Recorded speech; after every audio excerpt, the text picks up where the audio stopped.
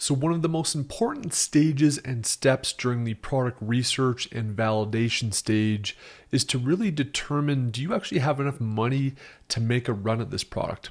I know it sounds simple enough, but I know a lot of people don't necessarily calculate or understand what it takes to order the first round of product, the second round of product, and actually fund the creative assets and the actual marketing costs that go into a launch.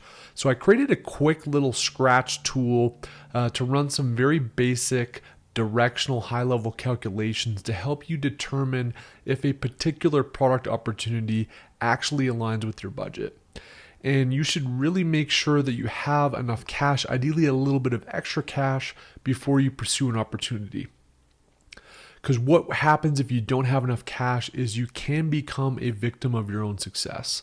And what I mean by that is you could launch a product, you could crank it, it could be the right offer, you could get demand out the gate.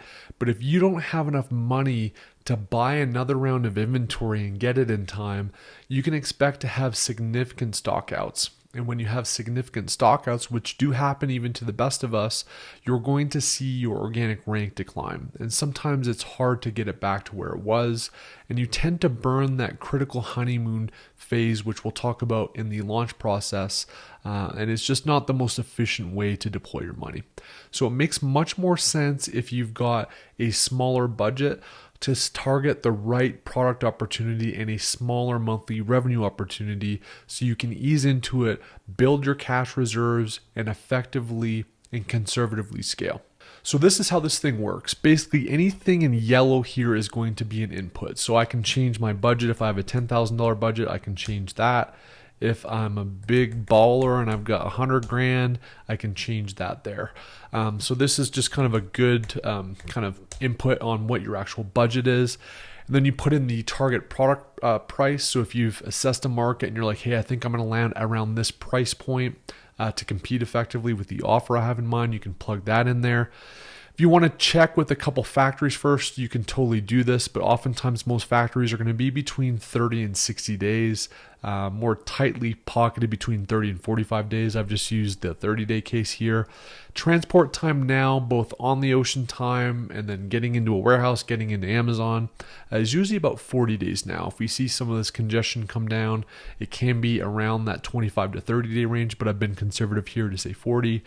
And then most of the time you should try to keep at least a month's worth of stock in terms of safety stock in here too. You could make this zero if you wanted to be kind of conservative and just say, hey, I'm just going to kind of reorder immediately after I launch.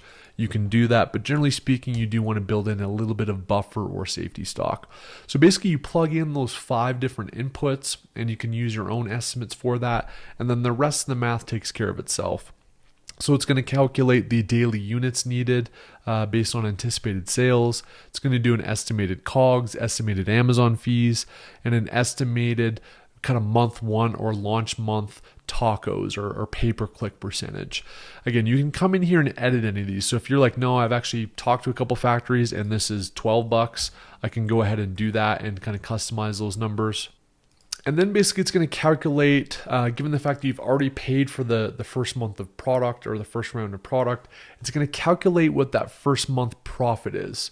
So after all your revenue gets deducted from the Amazon fees and your pay-per-click costs, the net cash available. So in this case, the net cash available after that first month is $5,900, which can be used to purchase additional product.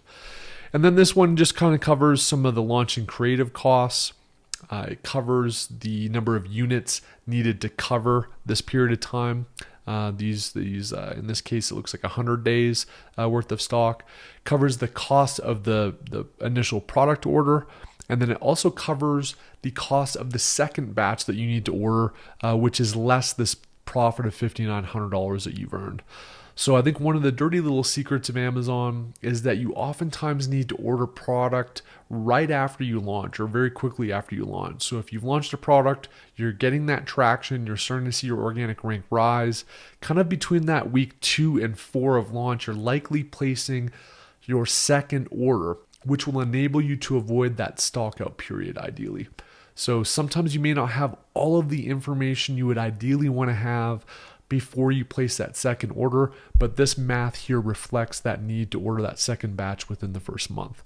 So then there's really just kind of three different cash scenarios. One is if you're like, hey, I want to order more than enough stock. I want to be conservative with my numbers. I want to kind of make sure that I've got more than enough budget.